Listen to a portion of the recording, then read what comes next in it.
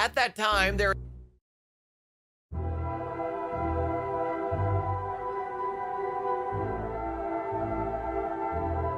Listen to this.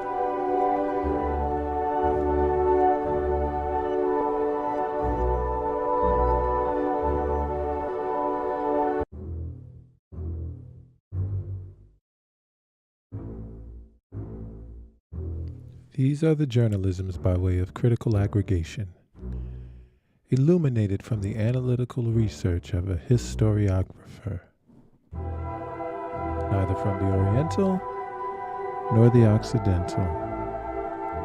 Your engagement through a like, a share, and a subscribe will accelerate us at warp speed towards the continuation of our mission to truthfully go where no news will have been going before. Engage impulse engines. Engage. Engage. Engage. Engage. Engage. Engage. Engage. Engage.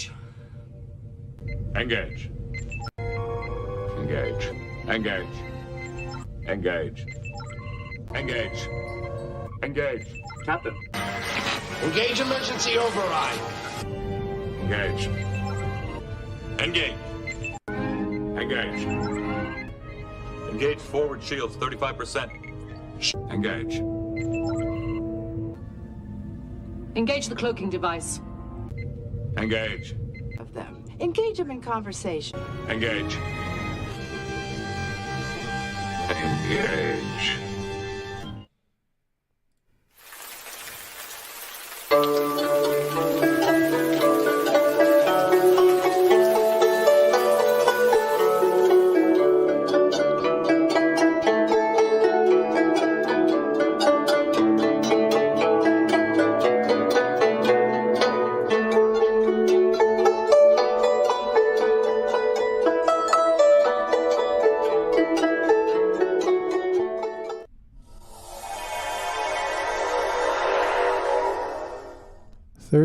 U.S. banks halted and 6 under review.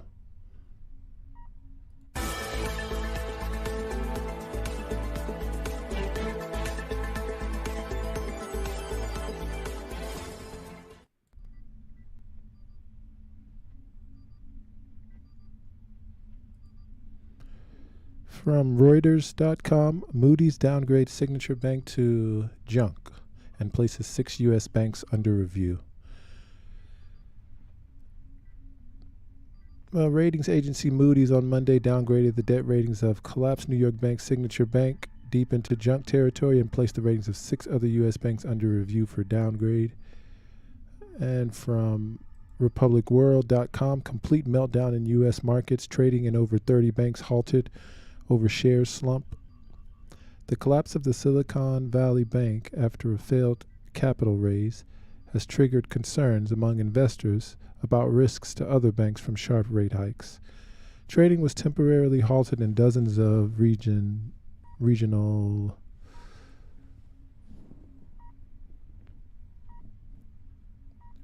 American banks on Monday after shares slumped following the collapse of Silicon Valley Bank. The volatile condition of the American market led to trading in roughly a dozen banks being halted. And while the market saw a massive drop in the stock prices of several banks, the shares of bigger banks seemed less affected, but not completely immune. The stocks of the U.S. regional banks plunged on Monday as investors reassessed how much such lenders were worth following the sudden collapse of Signature Bank and Silicon Valley Bank, the New York Times reported. According to U.S. media reports, trading in shares of Silicon Bank's peer Signature Bank, First Republic Bank, PacWest Bank, and several others was halted. Trading halted in at least 30 banks as markets opened on Monday morning. Reportedly, Arizona-based Western Alliance stood out as the worst mover on the day, down 80% in early trading. First Republic Bank tumbled 75%. Utah-based Zions Bank Corp fell around 20%. Comerica tumbled 30%. East West Bancorp 30%. Regions Financial, headquartered in Birmingham, Alabama, was down around 10%. Notably, the sudden collapse of the Silicon Valley Bank after a failed capital raise has triggered concerns among investors about risks to other banks from sharp rate hikes. Following the collapse of a Silicon Valley Bank, the U.S. government debt markets experienced their biggest move since Black Monday in 1987, which was one of the most severe market crashes on record. The bank's collapse is being seen as the biggest retail bank failure since the 2008 global financial crisis. Biden urges Americans to have confidence in banking.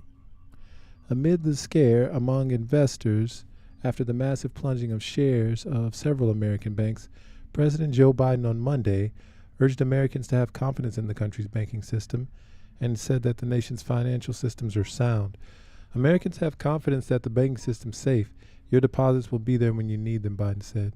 Biden's statements came after U.S. regulators closed the Silicon Valley Bank on Friday after it experienced a traditional bank run where depositors rushed to withdraw their funds all at once.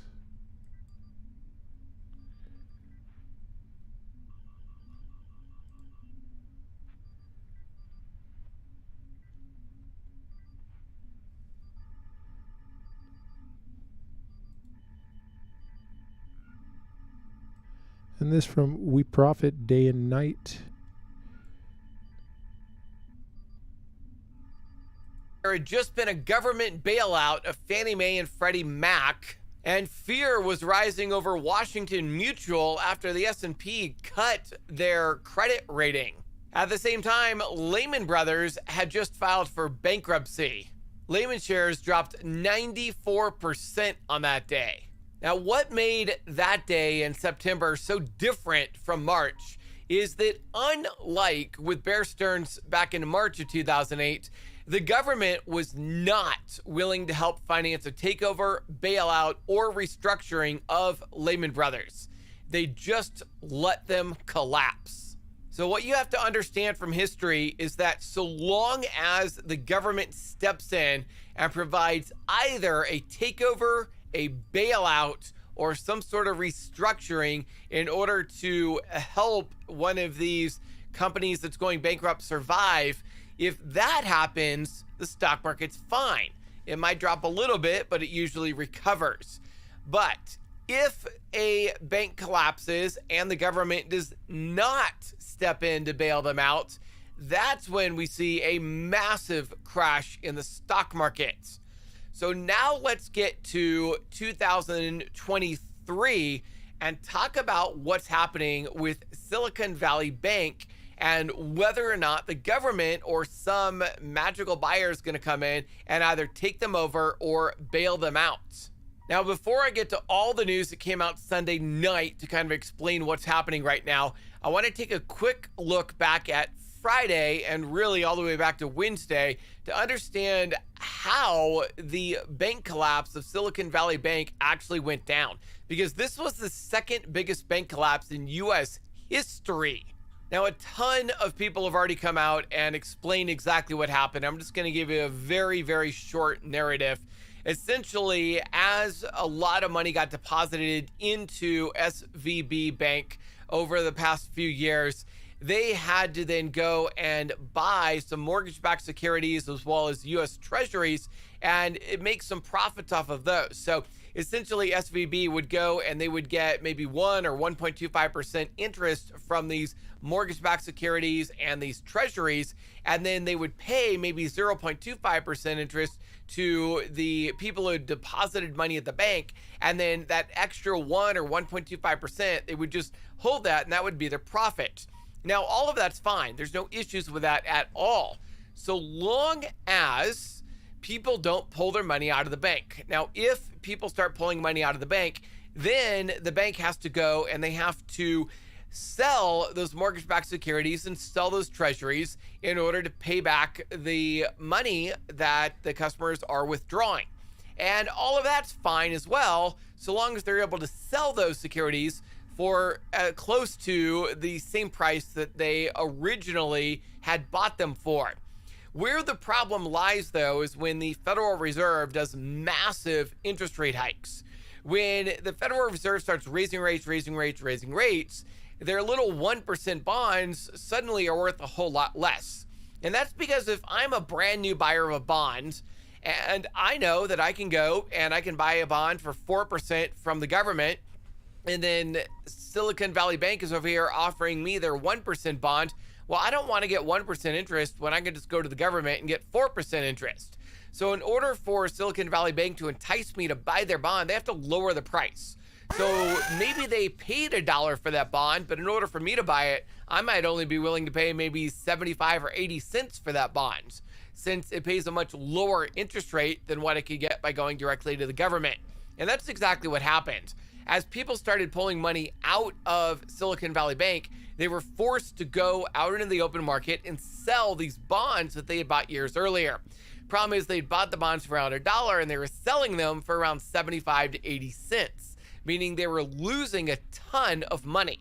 By Wednesday, the bank had already lost $1.8 billion, and they were seeking $2.5 billion in loans in order to shore up their balance sheets. Unfortunately, they were unable to find a loan. They then tried to go find a buyer for the bank. When that failed, by Friday morning, the FDIC went in and shut them down. Now, what's important to understand here is that in the news, in the media, you're going to hear that this was a one-off. This was a unique situation. This was a hysteria-induced bank run caused by venture capitalists. This is not going to spread to other banks. It's a one-off and every other bank is fine.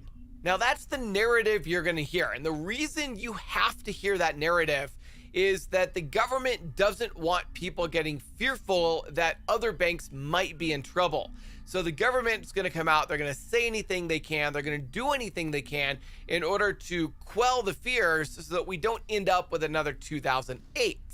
But as we all know from the Bear Stearns fiasco, everything is not fine with all of the other banks. From 2008 to 2014, more than 500 banks failed. The largest of which was Washington Mutual, which everybody had fears about around the same time that Lehman Brothers collapsed. And if you look far on the right, you can see that Silicon Valley Bank was pretty close in assets and deposits compared to Washington Mutual when they went under. This was a major, major collapse of a bank. And what ultimately caused this was a massive bank run where people got fearful that the company was running out of money. They didn't have enough assets to match all of the deposits. People went and withdrew their money, and in no time, $42 billion of withdrawals were attempted, and this completely crashed the bank as they had to go sell those mortgage-backed securities and treasuries at huge discounts.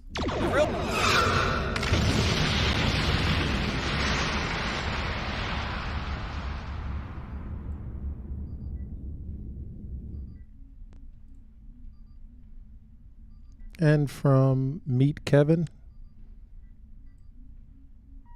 Startup. So yesterday, the Federal Reserve U-turned and issued what was essentially a de facto 100% bailout of FDIC, even though that's not technically the way it works, because we have a new BTFP facility. Yes, it literally sounds like, or seems like it would stand for by the effing pivot facility. It has its own particular name. That's not the actual name, but we'll just pretend it is because it's funny. But anyway, that's the Federal Reserve's program for providing $25 billion of Federal Reserve-backed liquidity to make sure that banks can go to the discount window at the New York Fed and basically hand them toxic assets, and the Federal Reserve, apparently without discounting those toxic assets, will give them money.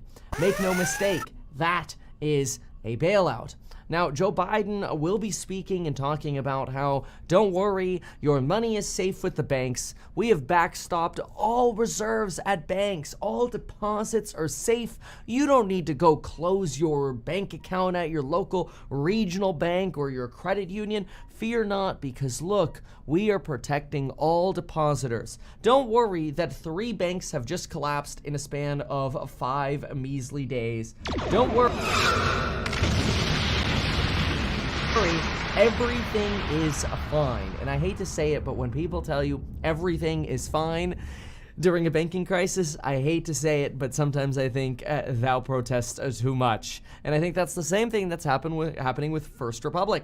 First Republic yesterday let everyone know, don't worry, we have $70 billion in liquidity. We're fine to cover deposits. Their stock this morning promptly down over 60%. After all, Silvergate closed on Wednesday. Silicon Valley Bank went into FDIC receivership on Friday and is being liquidated. No buyers showed up, so on Sunday, the Federal Reserve had to come out and U-turn to bail out a bank. And I understand, they do not want you to think this is a bailout, but make no mistake, it's a bailout. And then at the same moment, Signature Bank collapses. That's a real estate lender who focused on wealthy clients but made a failed crypto bet. And now the government has taken control of that bank as well. That's 3 banks down in 5 days. But don't worry, the Fed says everything is okay. There's nothing to worry about here. I don't know, folks. To me, I think there's a lot to worry about. And that kind of worry is what you're seeing show up in the market. The market does not seem to believe the Federal Reserve when they say this isn't a taxpayer-funded bailout.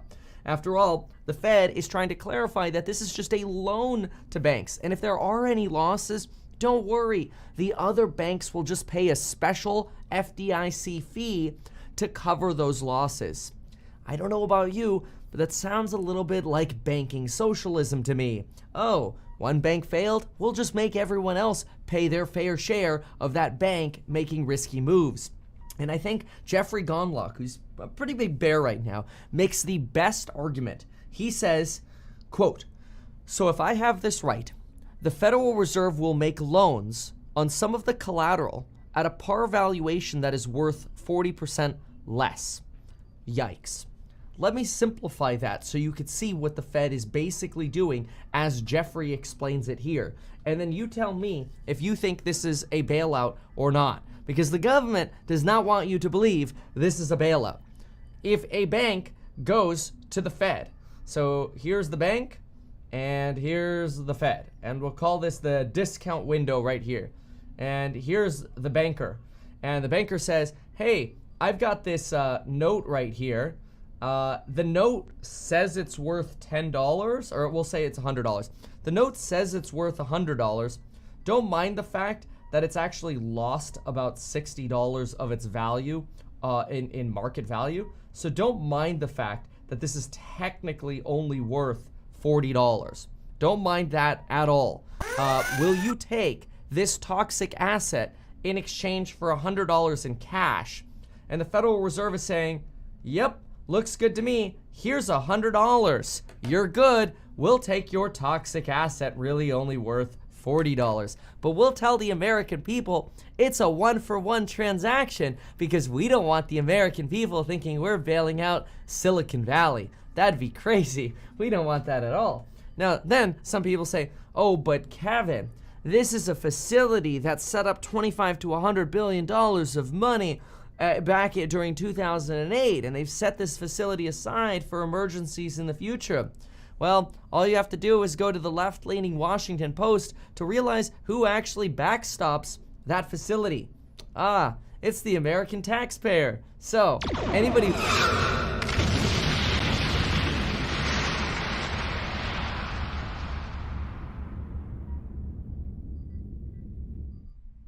And Matt Stoller on Glenn Greenwald. Of the deregulatory choices and bad regulatory decisions by the San Francisco Federal Reserve. But another reason is because they just didn't have the assets they needed, right? The Federal Reserve is a bank of banks. And if you need a bunch of cash, you can just go to the Federal Reserve and say, I have a bunch of treasury bonds or loans or mortgage-backed securities or whatever. I need to borrow from you. I'll give you these as collateral. You give me cash. I'll give it to my depositors. When things blow over, you know, they'll come back and redeposit the money. And that we have a system that's set up to deal with large demands for cash. The reason Silicon Valley Bank couldn't take advantage of that system is they didn't have the necessary collateral because they were insolvent. Most of these regional banks are not insolvent. And also, most of these regional banks are funded by insured deposits. So people with less than $250,000 who have no reason to move their money.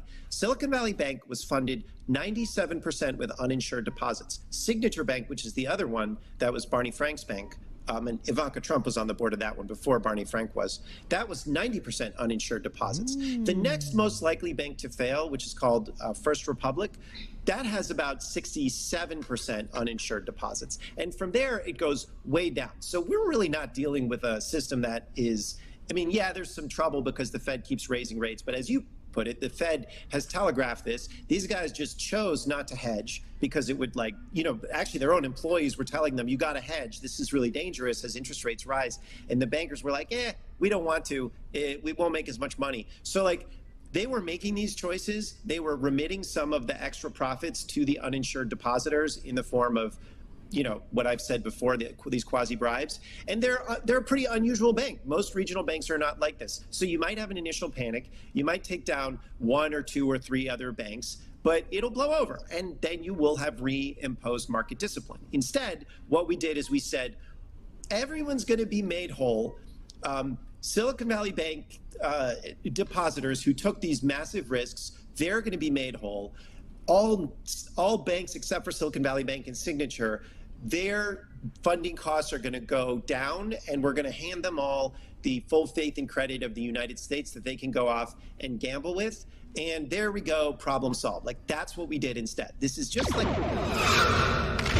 panic, and instead of dealing with banking panics, which is the way that we should, which is to just use take out the bad banks that are insolvent, you let them go insolvent. And everybody else, you lend them to tide over the panic. They freaked out and did a giant bank bailout. And I'll say the reason this is different than 2008 is there are losses on the books. Hold on, Matt, hold on before we get there.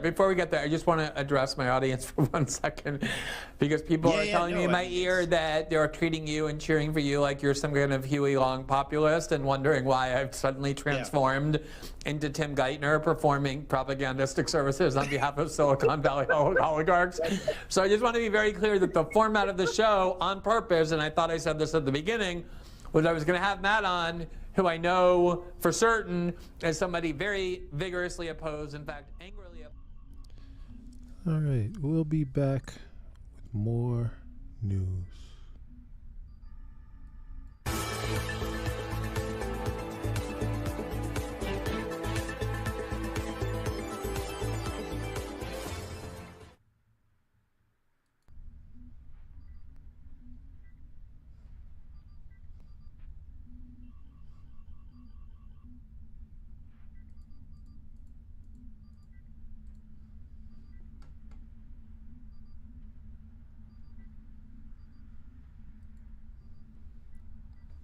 And from Al Jazeera, Great Wall of Steel, Xi vows to protect China, economy, and security.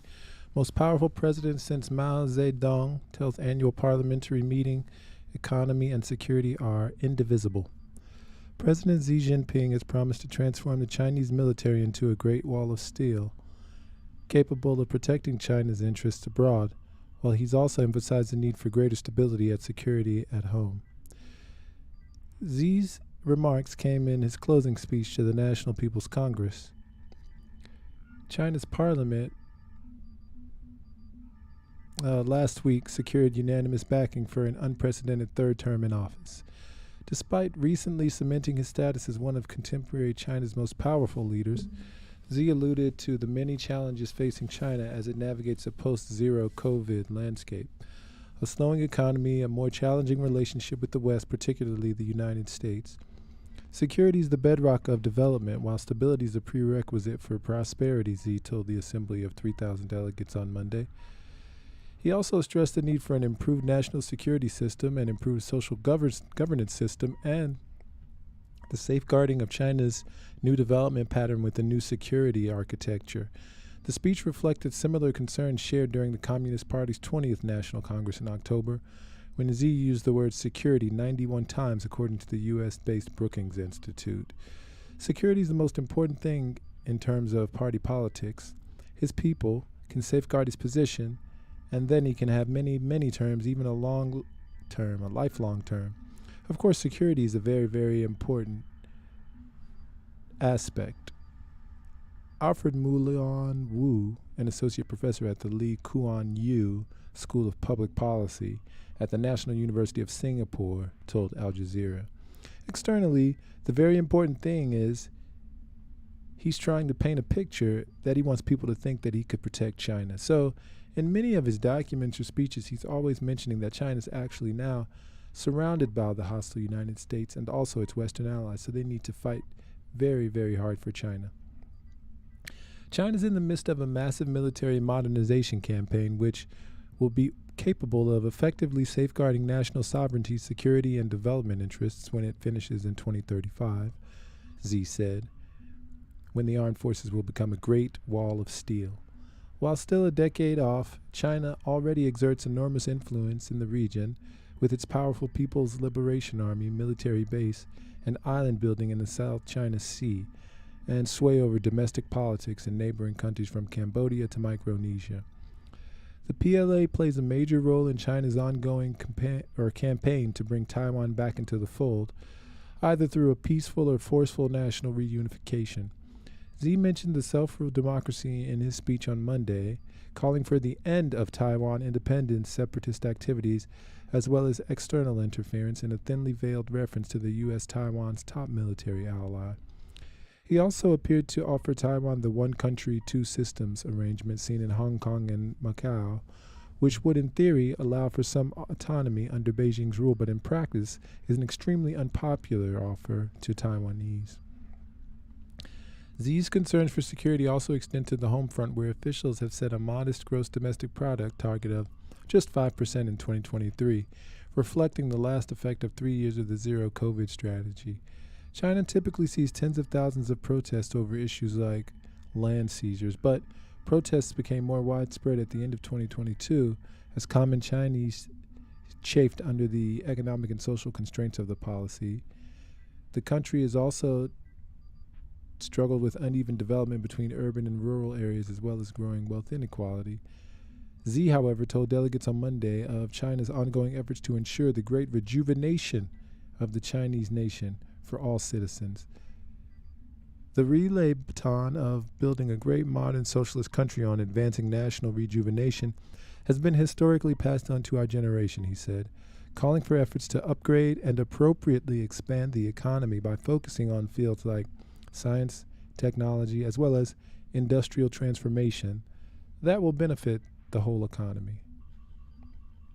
And from Cairns Post, Great Wall of Steel, Xi vows to protect China economy and security. Most powerful president since Mao Zedong tells annual parliamentary meeting economy and security are indivisible. And we will be back with more news.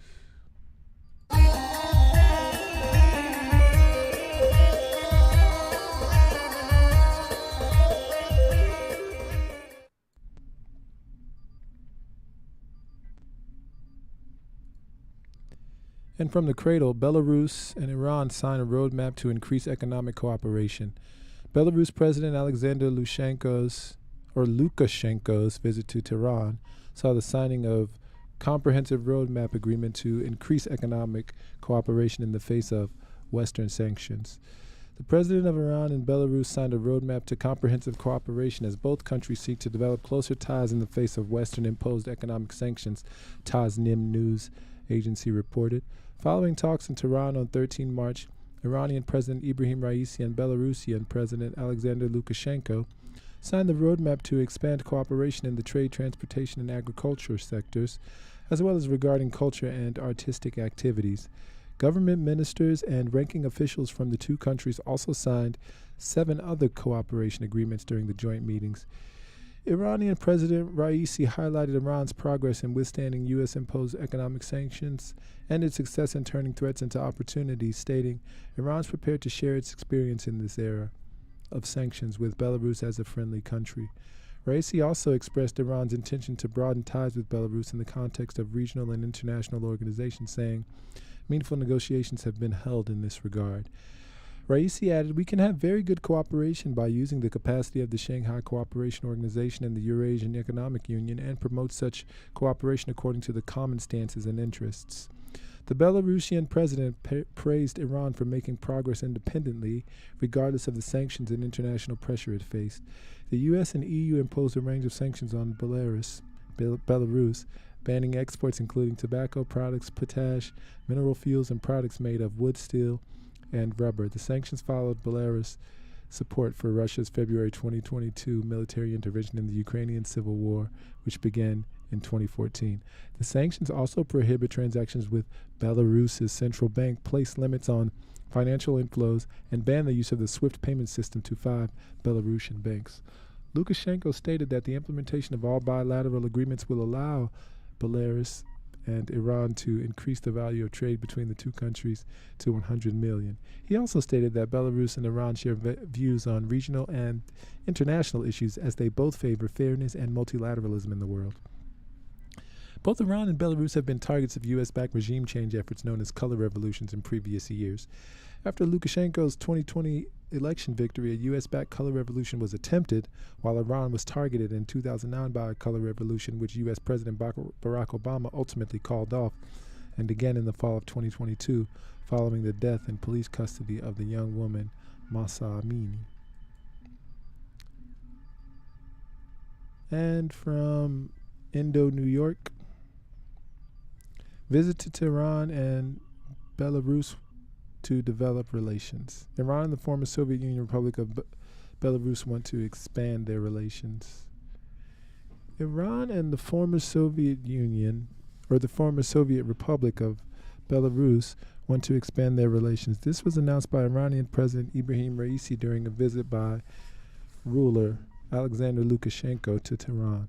The Islamic Republic has developed new opportunities in the face of Western sanctions, said Raisi, and we're ready to share our experience with the friendly country Belarus. Both countries are among the supporters of the Russian war of aggression against Ukraine and are subject to Western sanctions.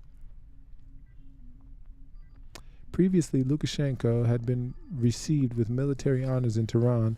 According to Iranian information, a total of 8 declarations of intent for closer cooperation were signed, including the banking sector. Iran had previously agreed on closer economic and military cooperation with Russia, and Lukashenko, who's been in power in Belarus for more than a quarter of a century, was in China just a few days ago. Meanwhile, Belarusian opposition leader Svetlana Tikhanovskaya has described Lukashenko as an accomplice to the Kremlin in the war of aggression against Ukraine. He carries out all orders from Russian President Vladimir Putin, Tikhanovskaya said on Deutschlandfunk.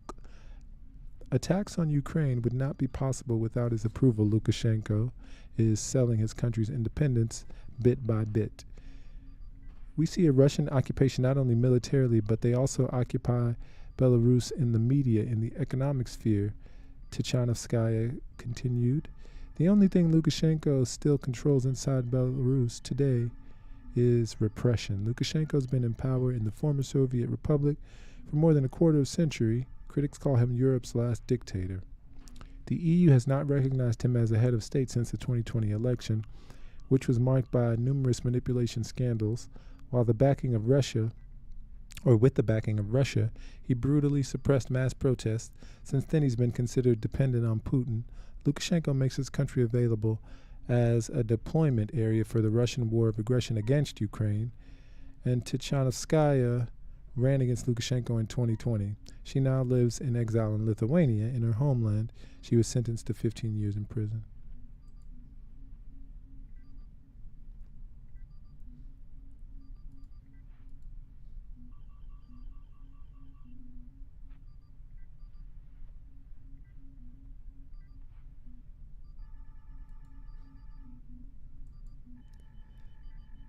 And from Mayor News, Galibaf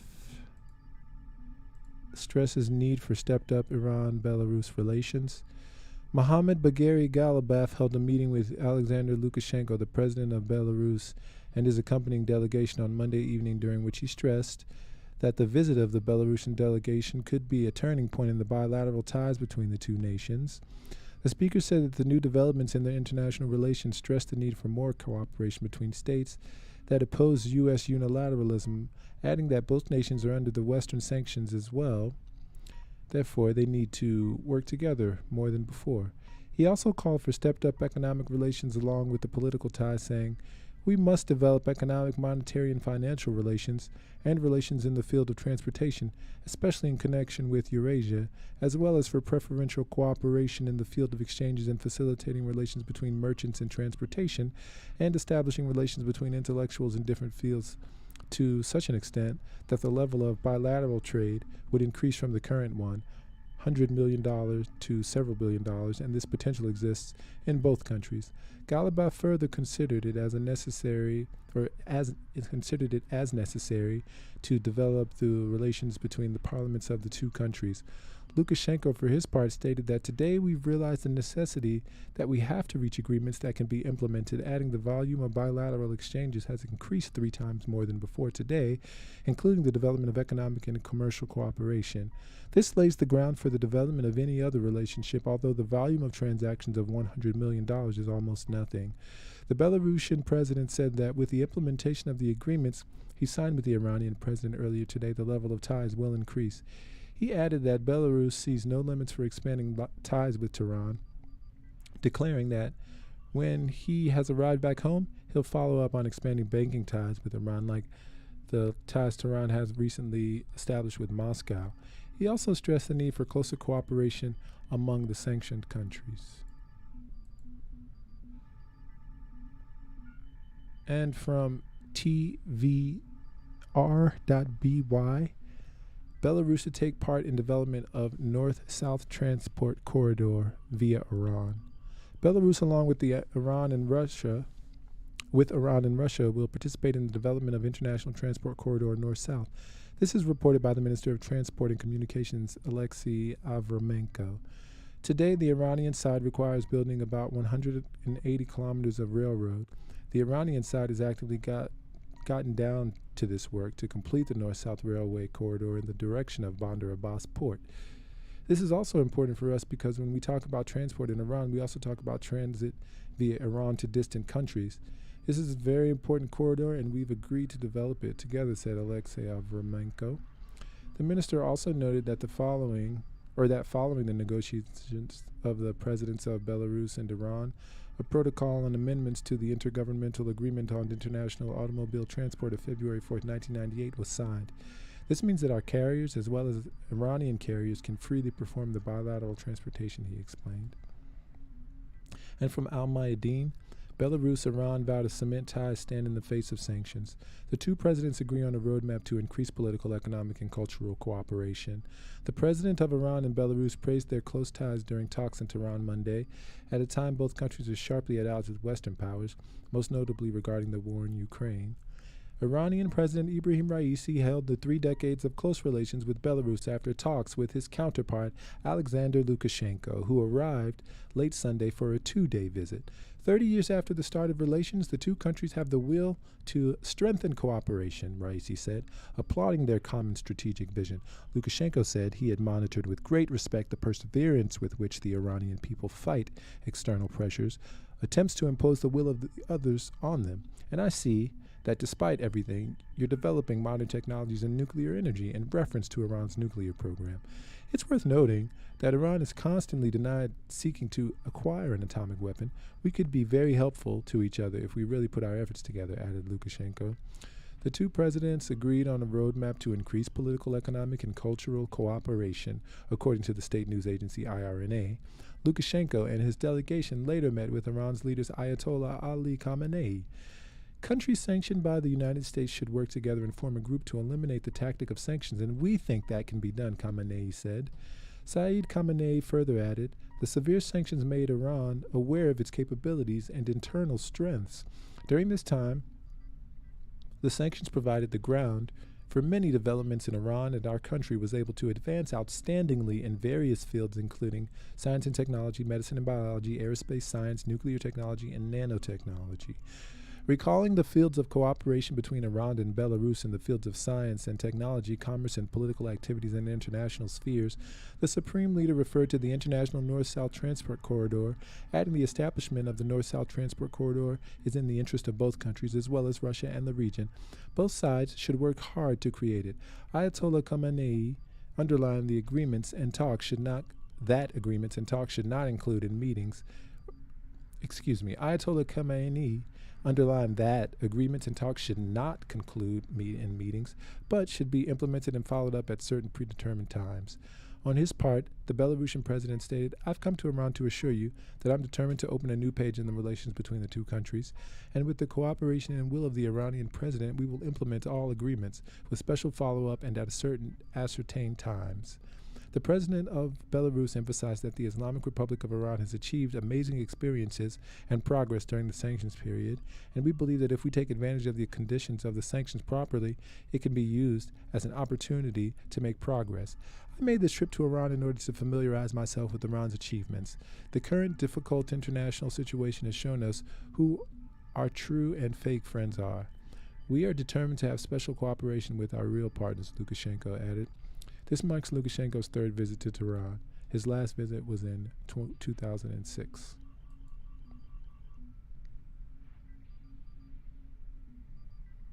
And from tvr.by, Iran's ready to share its experience of opposing sanctions with Belarus. This was stated by President of Iran Ibrahim Raisi during a meeting with representatives of the media after talks in Tehran with President of Belarus Alexander Lukashenko. Despite the threats and sanctions against the Islamic Republic of Iran, we've been able to achieve good results and transform sanctions into opportunities. We're ready to share our experience with the friendly country of the Republic of Belarus in this direction, said Ibrahim Raisi. The President of Iran has no doubt that the current visit of the Belarusian leader can become a starting point in the development of bilateral relations. Following the talks of the heads of state, signed a roadmap of comprehensive cooperation between Belarus and Iran for 2023 through 2026.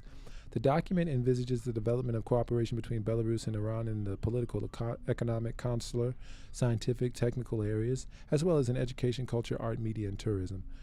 Good agreements have been reached in industry, trade, transport, and agriculture. We're confident that these agreements will be implemented, the Iranian head of state stressed.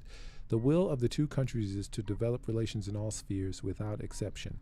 According to him, Iran's also interested in developing relations with Belarus on the platforms of international organizations, in particular the Shanghai Cooperation Organization and the EAEC, and we had very good, fruitful negotiations in this regard.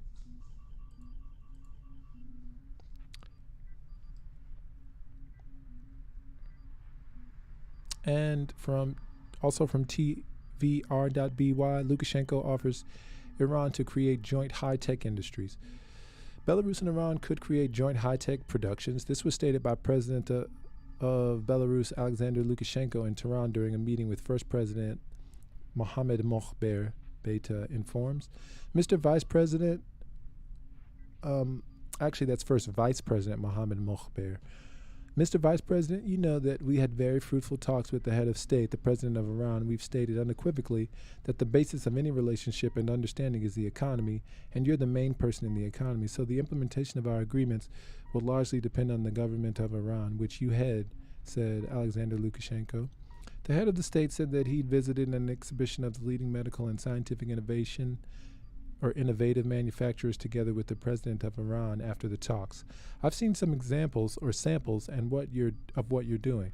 You amaze me. You create very high-tech equipment that the whole world needs. Turbines, various information, communication things, the most modern medicines. It's very expensive. We're ready to cooperate with you on these spheres. If you're interested, let us set up joint ventures in Belarus and trade around the world, the president suggested. I have one request to you. There will be no delay on our part, that we do our best to fulfill all our agreements within this year, and then we can easily add more than 100 million to the trade turnover, said the Belarusian leader. That's very interesting. That Belarus is interested in adopting the technological prowess of Iran. Very interesting. All right, watch this space. We'll be back with more news.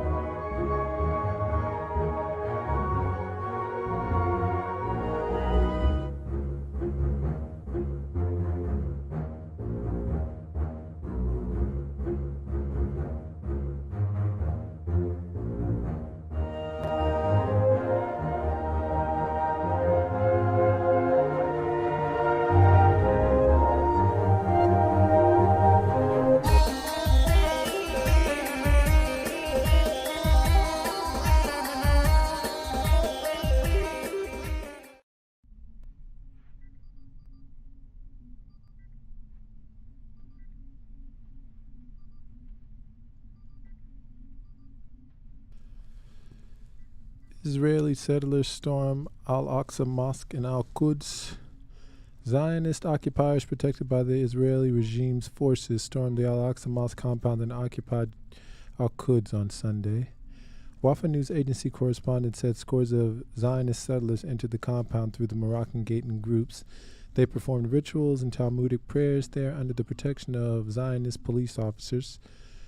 Since 2003, the Zionist occupation authorities have been allowing settlers into the compound almost on a daily basis, with the exclusion of Friday, the Muslim day of rest and worship.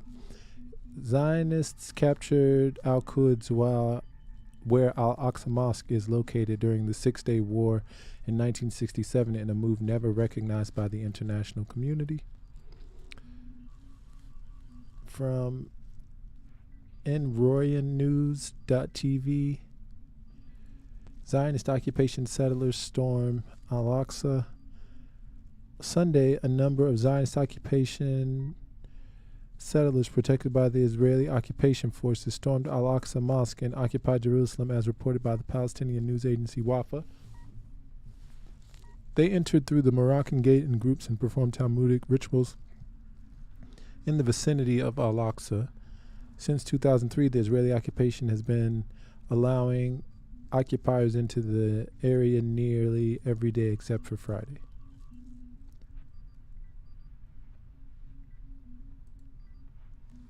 And from Yemen news agency, herds of Zionist settlers desecrate courtyards of Al-Aqsa. Dozens of herds of Zionist occupiers renewed on Monday morning their desecration of the courtyards of Al-Aqsa Mosque amid the tight protection of the Zionist enemy forces. The Palestine online website quoted the people of Al-Quds as saying that the settlers stormed Al-Aqsa Mosque from Mughrabe Ghatem, carried out provocative tours of its courtyards, and performed Talmudic rituals on their way to the gate, to the chain gate.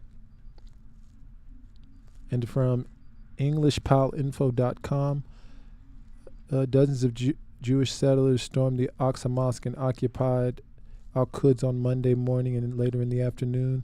Palestinian media sources affirmed that the settlers entered the mosque through Maghariba Gate and toured its courtyards under police protection. And during the tours of the Islamic holy site, the occupiers received lectures from rabbis about the alleged Temple Mount, and a number of them performed Talmudic prayers in the eastern area of the mosque. The Al-Aqsa Mosque is exposed to daily desecration by Zionist occupiers and occupying forces in the morning and the afternoon, except on Fridays and Saturdays.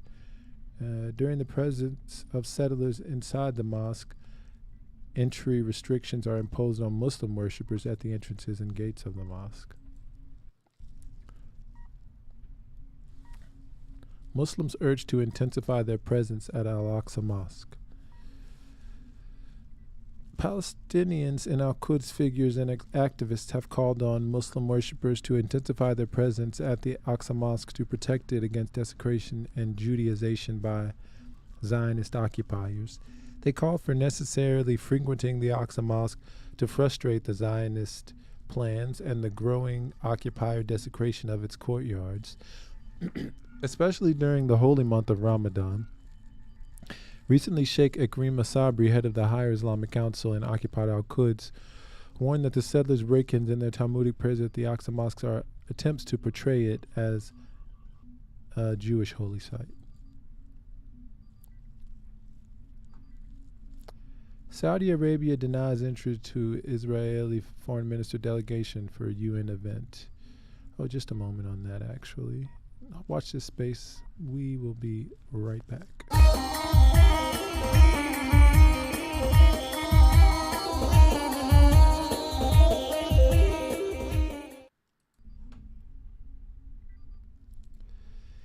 From the cradle, the Israeli Tourism Ministry released a statement criticizing the UN's failure to uphold principles of equal treatment. Saudi Arabia denies entry to Israeli foreign minister delegation for UN event. Saudi Arabia has refused Israel's request to grant entry to Foreign Minister Eli Cohen to attend a UN tourism event to be hosted by the kingdom, according to Israel's Walla News. The kingdom also denied visas to an Israeli delegation from the Galilee village of Kfar Kama in northern occupied Palestine, who set to attend the summit that started on 12 March. The occupied village was among 32 sites the UN chose as top rural tourism destinations for their cultural and natural assets, U.S. media outlet Bloomberg reported. Villagers from the ethnically Circassian town of Kfar Kama and Israeli officials were invited to the event in the ancient Saudi village of Al-Ula by the UN World Tourism Organization. Still, according to sources informed on the matter, the Israelis were never given visas. In the spirit of assuring equal rights to all members of the organization, UNWTO, as a UN specialized agency, is seeking the kind support of the Ministry of Tourism of the Kingdom of Saudi Arabia in facilitating the visa issuance for the Israeli delegation, UNWTO Secretary General wrote in a letter obtained by Bloomberg to Saudi Arabia's Ministry of Tourism. The Saudi ministry and the UNWTO have yet to respond to requests for comment. In an emailed statement, Israel's tourism ministry expressed frustration over the denied visas. Israel calls on the UNWTO and UN organizations to uphold the guiding principles of the UN, including equal treatment and ensuring the possibility of countries participating in the organization's meetings. In this case, the UNWTO did not meet these standards, and we regret this, the Israeli statement read. Tel Aviv has made no comment about Riyadh's refusal to allow Cohen into the country. Last year, the kingdom relaxed its entry rules for Israeli passport holders as part of U.S.-sponsored push for normalization. Reports suggest dozens of Israeli business people representing Tel Aviv traveled to Saudi Arabia over the past year. Hebrew media also revealed last year that several senior security and political figures from Israel have visited the kingdom over the past decade. In July 2022, an Israeli journalist visiting Saudi Arabia for a regional conference sparked widespread criticism and condemnation after he snuck into the holy city of Mecca with non-Muslims, where non-Muslims are strictly prohibited from entering. The journalist was seen taking selfies and was featured in an Israeli Channel 13 report pointing out sites and landmarks. Not long after, the kingdom detained the Saudi national who had helped him sneak in. Israeli tourists have also been spotted in the planned futuristic megacity of Neom in Saudi Arabia, which is still under construction. The UN tourism event comes just a few days after Chinese-sponsored resumption of diplomatic ties between Saudi Arabia and Iran was announced. The restoration of ties has been seen as a massive blow to Israeli ambitions for an anti-Iran alliance between Riyadh, Tel Aviv, and Washington, and a blow to Israel's diplomatic agenda, as Bloomberg called it. In January of this year, the kingdom vowed that it would not normalize ties with Israel until a two-state solution is agreed upon, which has been seen by many as an unrealistic and attainable goal.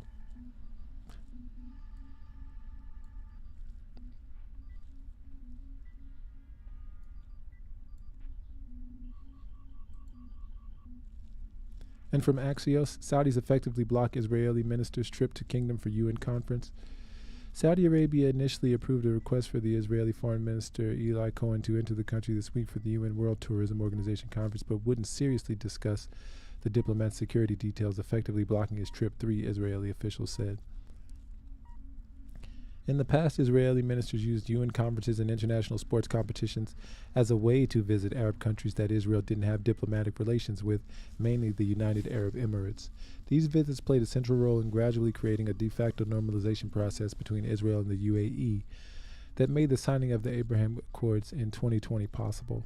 A country that hosts international UN meeting commits, or a country that hosts international UN meetings commits to allowing all member states to attend regardless of whether that nation has diplomatic relations with the others.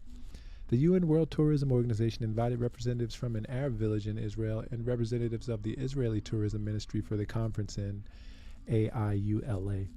But the Israeli foreign minister had, I guess that's Al-Ula, but the Israeli foreign minister had a more ambitious goal for the conference to send Cohen as the head of the delegation, which would have been seen as a modest but unprecedented normalization step, the 3 Israeli officials told Axios. No Israeli minister has ever publicly visited the kingdom. The Israelis approach the World Tourism Organization and the Biden administration to help them get the green light for Cohen to attend, the Israeli officials said. White House and State Department officials urged the Saudis to agree, per the Israeli officials. The White House declined to comment.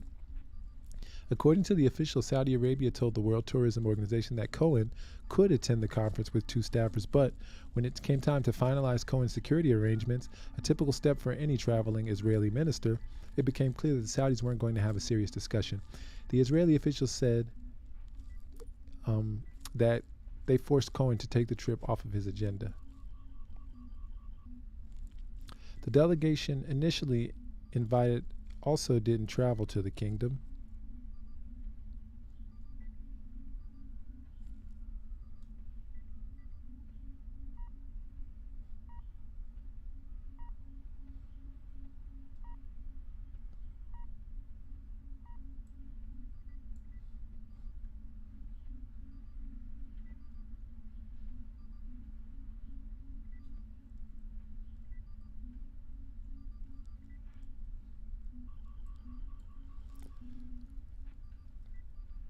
And the delegation invited didn't travel to that kingdom because they didn't get a response for the Saudis in time on their visa requests.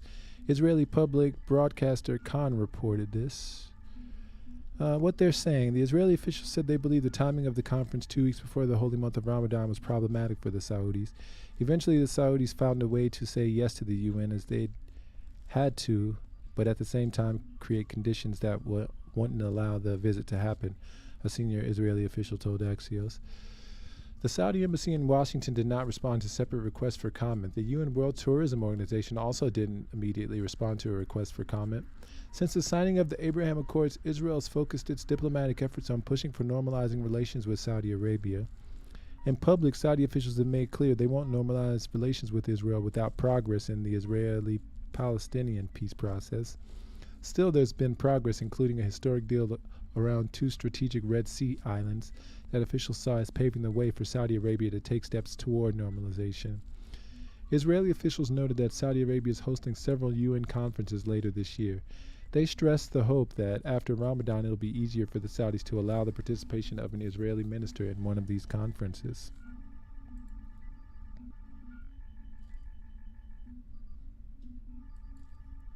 And remember, your engagement through a like, share, subscribe will accelerate us at warp speed towards the continuation of our mission to truthfully go where no news will have been going before. It is obvious to the most simple-minded that Loci is of an inferior breed. The obvious visual evidence, Commissioner, is that he is of the same breed as yourself. Are you blind, Commander Spock? Oh, look at me. I thought you scientists were supposed to keep an open mind. There's a difference between keeping an open mind and believing something because you want it to be true. Your friend Spock is a logical man. I find your arguments strewn with gaping defects in logic. Most illogical reaction. The whole notion of Demonstrated logic. our superior weapons, they should have fled. You mean they should have respected us? Of course. Mr. Spock, respect is a rational process. Did it ever occur to you they might react emotionally? With anger? Doctor, I'm not responsible for their unpredictability. You do not think like the others. There are no colors to your patterns of logic. There's only black and white. Logical, unemotional, completely pragmatic. And we poor, irrational humans whip them in a fair fight. Now you'll find yourself back among us. The whole notion of logic. Which I find eminently satisfactory, Doctor. For nowhere am I so desperately needed. Because she feels. I don't. All I know is logic. The whole notion We of try to logic. understand how we feel about our life here, about each other. Emotions are alien to me. I'm a scientist. You're gonna leave here without them? Run off on some wild goose chase halfway across the galaxy just because you found a discrepancy in a hydrogen cloud? Doctor, I'm chasing the captain, Lieutenant Uhura, and Ensign Chekhov, not some wild aquatic fowl. Mr. Spock, you have a remarkably logical and analytical The mind. whole notion of Thank you. logic. I prefer the concrete, the graspable, the provable. You'd make a splendid computer, Mr. Spock.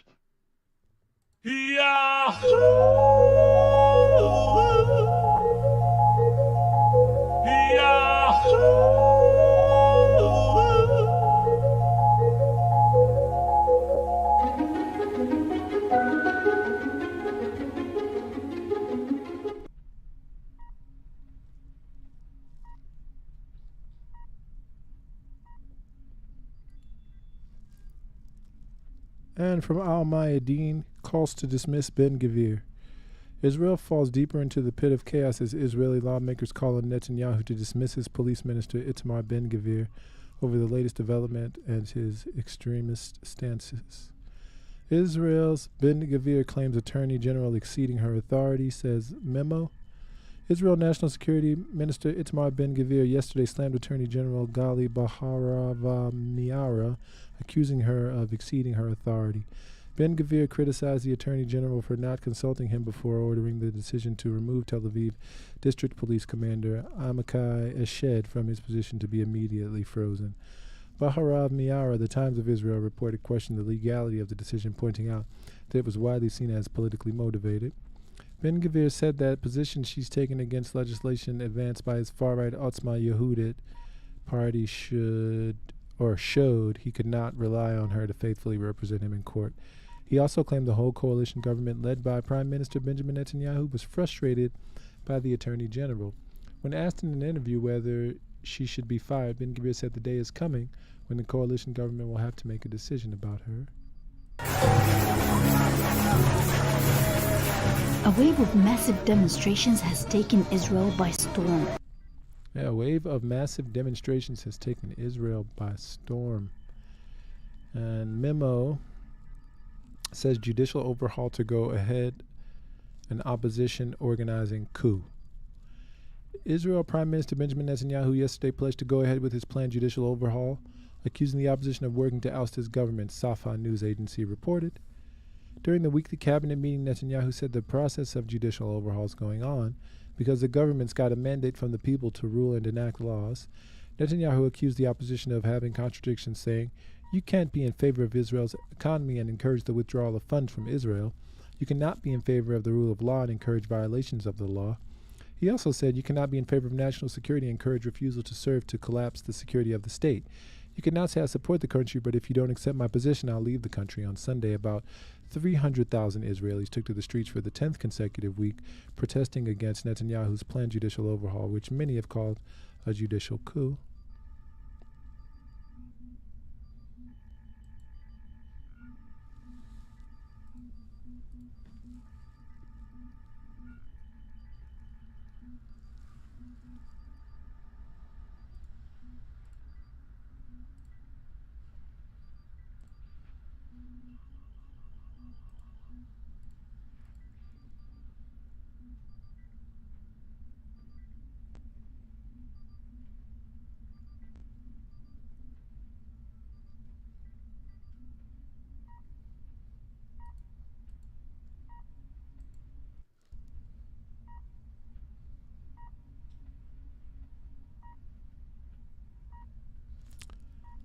And here is Press TV's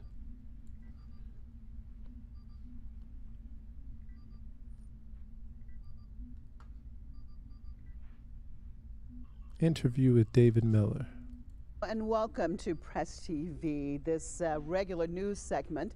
We have a special program for you. Very happy to be here in the studio with an award-winning producer and writer of Press TV's Palestine Declassified, David Miller. Thank you so much for being with us. It's a pleasure.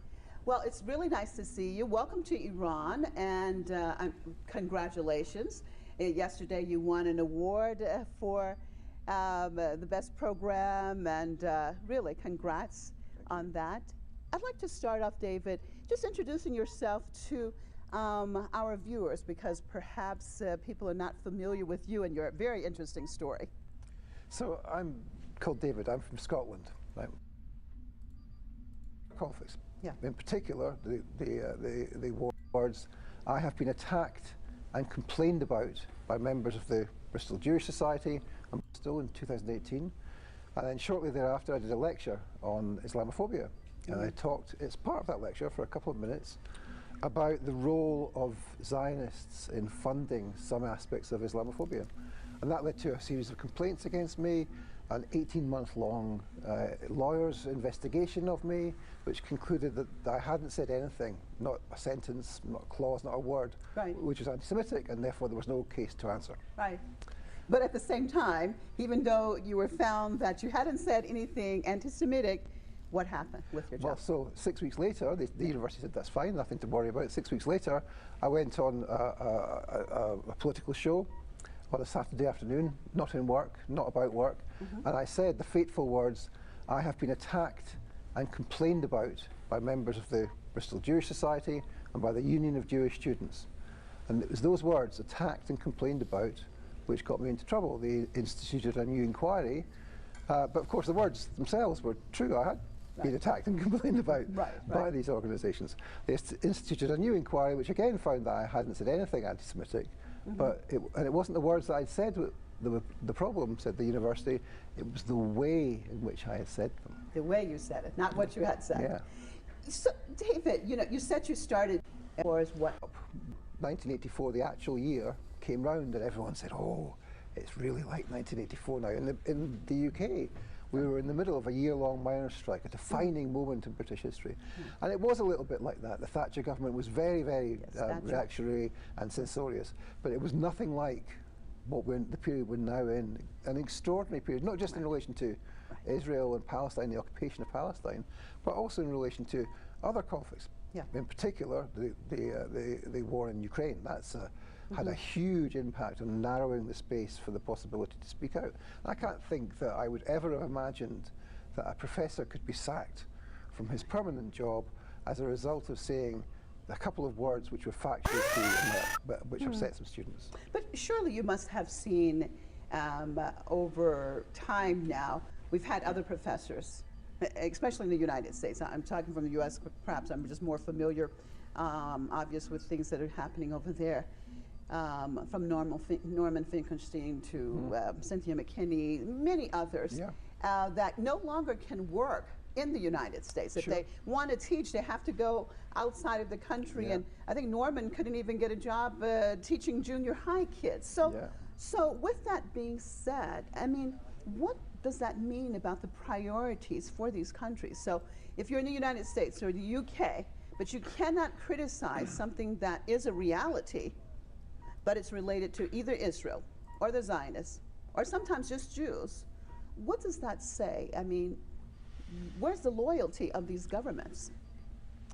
Well, I mean, yes, there have been very many cases in the US, and the case I'm reminded of is the case of Stephen Salaita, who was no longer able to teach in academia, now drives a school bus, as many people know, and still writing. Unbelievable. Brilliant book he just published.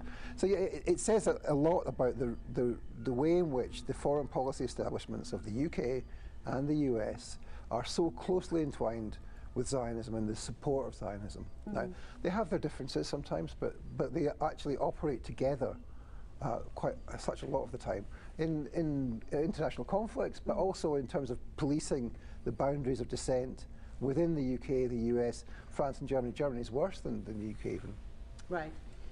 But what does it mean for the people themselves in these countries? I mean, it just seems, well, you're talking about foreign policy, but this is something that happened inside of your country, right? So is it that Israel is more of a priority, or Zionist is more than a priority than an actual Brit or an American? Because you were just teaching and you were saying what you said was the truth, but at the end of the day, you're paying a very heavy price. Well, I paid a very heavy price. They sacked me. I mean, they had a long 3-year campaign against me where, in the end, they were able to get the signatures of about 150 members of the Houses of Parliament to call for me to be sacked. And it says a lot about the power of the Israel lobby internally in the UK and in other Western countries. And that partly is to do with the level of organisation they have. I mean, there is no, in any way similar, Muslim lobby or Palestinian lobby, which is anything like the... Do you think that if the lobby existed like a Muslim lobby or Palestinian lobby, that they could make the kind of waves that the Israeli lobby makes, whether we're talking about the US or UK?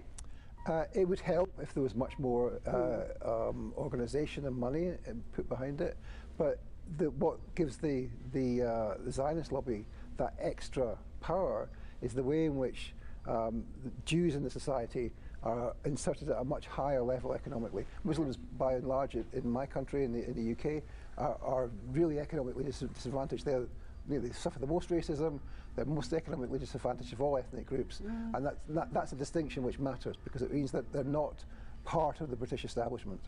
I'm just listening to what you just said and how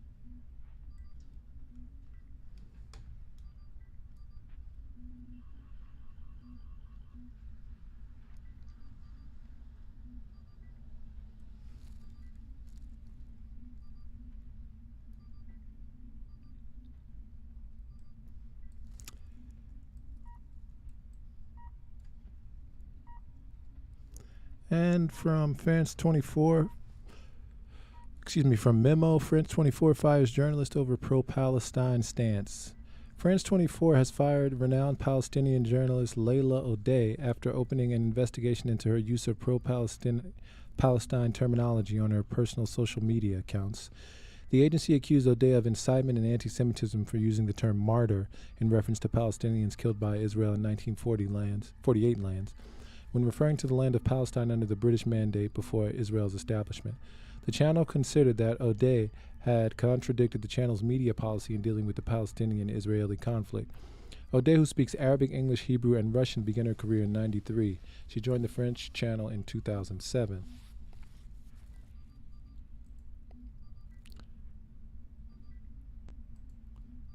And from Palestine Chronicle, France 24 suspends renowned journalist over pro-Palestine stance. France 24 TV suspended renowned Palestinian journalist Layla O'Day on Saturday after opening an investigation into her use of pro-Palestine terminology on her personal social media accounts, the Middle East Monitor reported. The television network accused O'Day of incitement and anti-Semitism for using the term martyr in reference to Palestinians killed by Israel and 1948 lands, when referring to the land of Palestine under the British Mandate before Israel's establishment. The channel considered that O'Day had contradicted the channel's media policy in dealing with the Palestinian-Israeli conflict. O'Day speaks Arabic, English, Hebrew, and Russian, and began her career in '93, and she joined the French channel in 2007. Yep, so watch this space on that, and we'll have more reporting on that story. And in the meantime,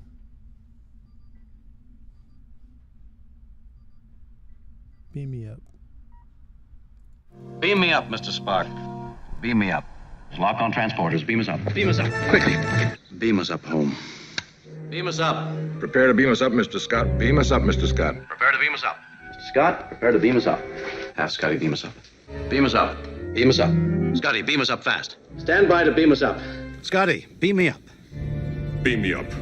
Beam us up now! Stand by to beam us up. No need to beam me up, sir. The situation is under control.